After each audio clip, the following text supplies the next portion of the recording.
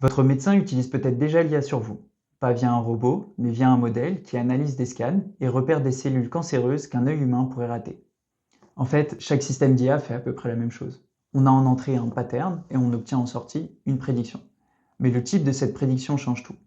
Dans le cas d'une IA appliquée au domaine du médical, l'entrée ce sera le scan et la prédiction ce sera une catégorie, est-ce que la tumeur est cancéreuse ou pas.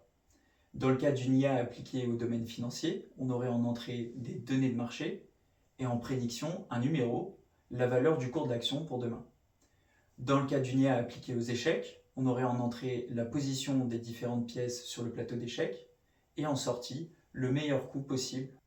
Que ce soit des catégories, des chiffres ou bien des coups sur un plateau d'échecs, on a des sorties qui peuvent être très différentes, mais le principe derrière reste le même. La machine a appris à partir de milliers, parfois millions d'exemples, et maintenant elle est capable de faire des prédictions éclairées sur des données qu'elle n'a pas encore vues.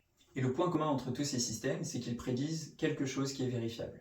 La tumeur est ou n'est pas cancéreuse, le cours de l'action monte ou descend, et enfin, il y a toujours un meilleur coup à jouer. Et donc lorsqu'on s'intéresse à ces systèmes-là et qu'on regarde autour de nous, on se rend compte qu'on est entouré de ces systèmes-là, que ce soit dans votre boîte mail, dans votre application de musique, ou bien même dans le chatbot que vous utilisez au quotidien. Tous ces éléments se basent sur la même chose, pattern en entrée, prédiction en sortie.